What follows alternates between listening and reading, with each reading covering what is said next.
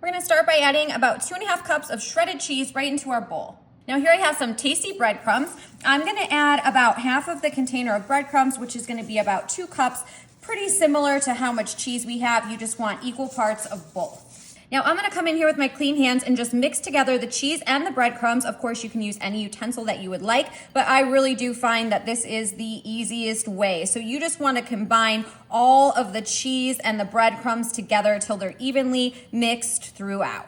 Okay, that looks great. We're gonna go ahead and slide this over, and this is when the fun part starts. Yeah, that's what I'm talking about. Okay, so we're moving right along here. I'm gonna take my mixture of breadcrumbs and cheese, and I'm just gonna place a little bit inside each of these little donut spaces in these silicone donut pans, which I would highly recommend, and they're very fun to use and versatile for so many things.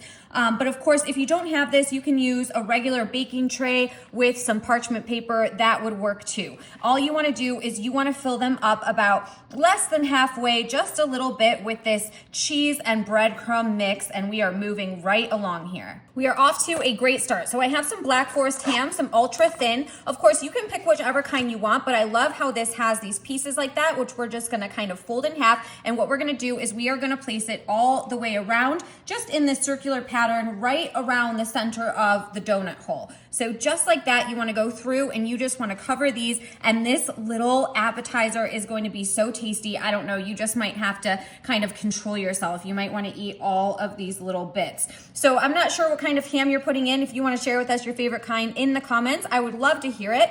And yeah, just go ahead and fill those up, and oof, I can't wait to show you guys. So now that we have our ham all in those little holes, we're just gonna come through again and do the same thing that we previously did by sprinkling some cheese and those breadcrumbs right on top of that ham. So when the cheese melts, it's gonna melt in with the breadcrumbs, and it's gonna create almost like a crust like around this ham. So we are totally doing a twist here on a ham and cheese sandwich, making it into an appetizer finger food, and I hope and I think that you guys are really gonna love this one. So just take your time and go ahead, go through and fill those all up, just a nice little layer right on top. Don't worry too much about it, just get them a little bit cheesy. Ooh, they look so good.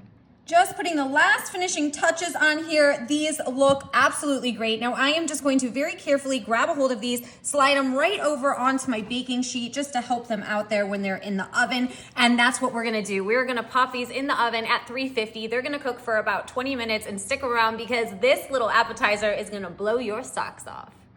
Oh my goodness, look at how delicious these turned out. I knew they would. Oh, I see some of the breadcrumbs, the cheese, the way that the ham is cooked. And now check this out. I'm just gonna lift this one up here right in the center, and look at that. Oh yeah, look at that back with all of that cheese and that ham. Oh, I could just rip it apart. We have the ham mixed in with the cheese and the breadcrumbs. It looks delicious. I'm gonna give David the first try because he is starving. So come over here, babe. I'm gonna let you gobble these down. Woohoo! What do you wanna go for? I don't know. Probably this one right here. Okay, I was thinking that is a good one. Show them again. Wait, look at that. I love it. I love the donut shape, but like I said, if you don't need that, you can use the baking sheet. It's just extra added fun. But what do you think? Yeah, really good. Good? It is such a fun twist on a really classic favorite, you guys. We have some hot ham and cheese rings going on here. Who's not to love these? Let me know what you guys think of this easy recipe, and yeah, we'll see you guys later. Enjoy.